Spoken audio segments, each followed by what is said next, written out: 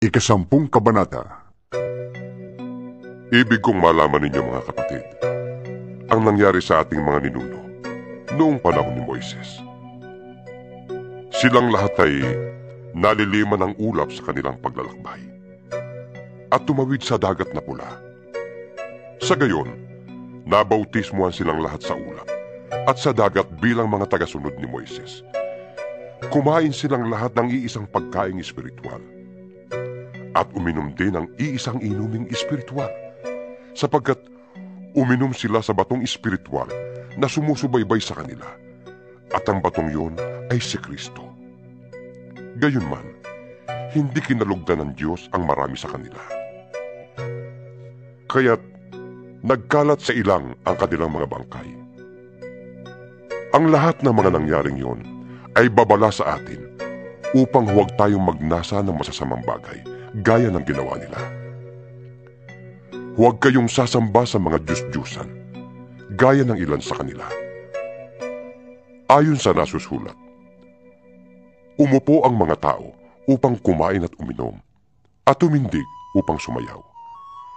Huwag tayong makikiapid, gaya ng ginawa ng ilan sa kanila. Kaya't 23,000 tao ang namatay sa isang araw. Huwag nating susubukin ang Panginoon, gaya ng ginawa ng ilan sa kanila. Dahil sa ginawa nila, sila'y pinuksa ng mga ahas. Huwag din kayong magreklamo, tulad ng ilan sa kanila. Nilipol naman sila ng anghel na namumuksa. Nangyari yon sa kanila bilang babala sa iba, at isinulat upang tayo namang nabubuhay ngayong mga huling araw ay maturuan. Kaya nga, mag-ingat ang sino mang nag-aakalang siya'y nakatayo at baka siya bumagsak. Wala pang pagsubok na dumating sa inyo na hindi nararanasan ng lahat ng tao.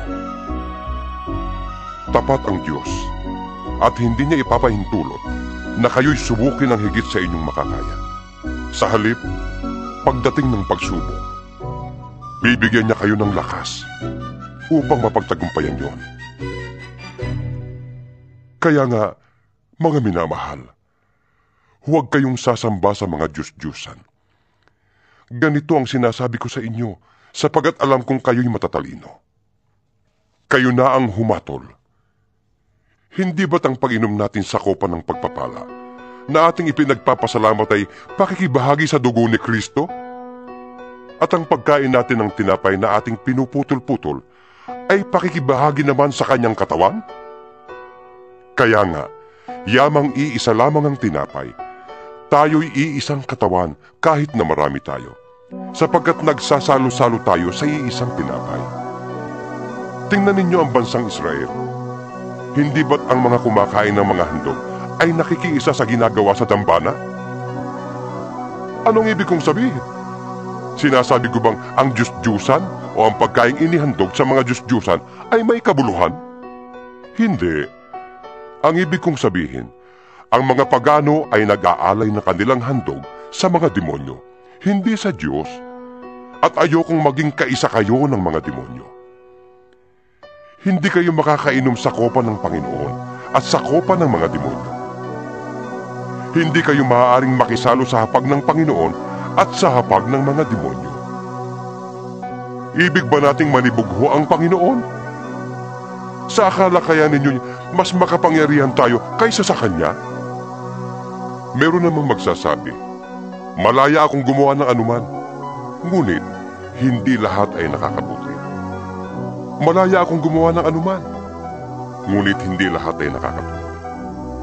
Huwag ang sariling kapakanan ang hanapin ninyo, kundi ang sa iba. Kumain kayo ng anumang nabibili sa tindahan ng karne, at huwag nang magtanong pa upang hindi magulo ang inyong budhi. Sapagkat sinasabi ng kasulatan, ang lupa at ang lahat ng naroroon ay sa Panginoon. Kung anyayahan kayo ng isang di sumasampalataya at ibig ninyong dumalo, kainin ninyo ang anumang ihain sa inyo at huwag na kayong magtanong pa kung iyon ay pagkakasala ninyo. Ngunit kung may magsabi sa inyo, ito'y inialay sa mga Diyos-Diyusan, huwag ninyong kainin yun, alang-alang sa nagsabi sa inyo, upang di mabalisa ang budhi. Ang ibig kong sabihin ay ang budhi ng inyong kapwa at hindi ang budhi ninyo. Ikakatwira naman ng iba, bakit ang kalayaan ko ihahadlangan ng budhi ng iba? Bakit ako susumbatan dahil sa pagkain ko ng mga bagay na ipinagpasalamat ko naman sa Diyos?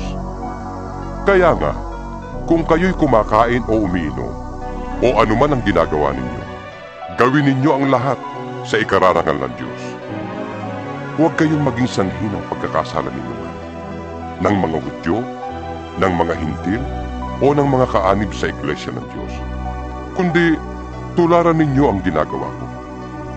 Sinisikap kong mabigyang kasiyahan ng lahat ng tao sa bawat ginagawa ko. Hindi ko hinahanap ang sarili kong kapakanan, kundi ang kapakanan ng marami upang maligtas sila.